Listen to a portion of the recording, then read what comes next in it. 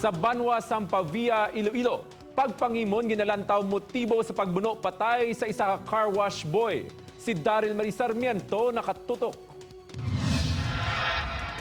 Nadakpan sa akto, ini ang depensa sang 35 anyos nga si Eduardo Berino kung nga agin buno sining 28 anyos nga kaupod sa obra nga si Jer Bargamento. Dugay ko na lagi na panilagan mo. Na timingan ko sila. Parang siya sa wawang nga hindi na nila pagsigyon. Ginahando-hando lang po. Tapos ginakuan yapon na sa oras nga magbisi ko. Time gid sila nga ilay. Nagaano sila sir? Amo gid ang pangit sila ay. Si Berino tumandok sang syudad sang San Carlos samtang si Bargamento naman ang taga-Tubos ng Negros Occidental. Ang duha ang lunsay nagaobra sa isa ka car wash sa barangay Aganan, Pavia sa diin nagatrabaho man bilang cashier ang asawa sang suspek. Sunod sa suspek, madugay na nga kursunada sang biktima ang asawa sini. Gina-shocking siya nga taktakon siya sa trabaho kung di siya magpasukot.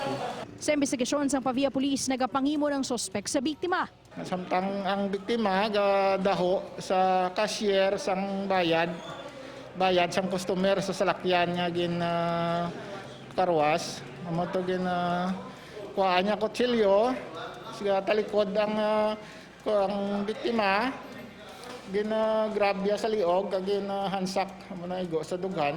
Na-recover sang kapulisan ng 11 kapulgada nga kutsilyo nga gingamit ni Berino sa pagbuno patay kay Bargamento. Preso na sa Lakapsel sang Pavia Police Station ang suspek kag nagapangatubang sang kaso nga murder.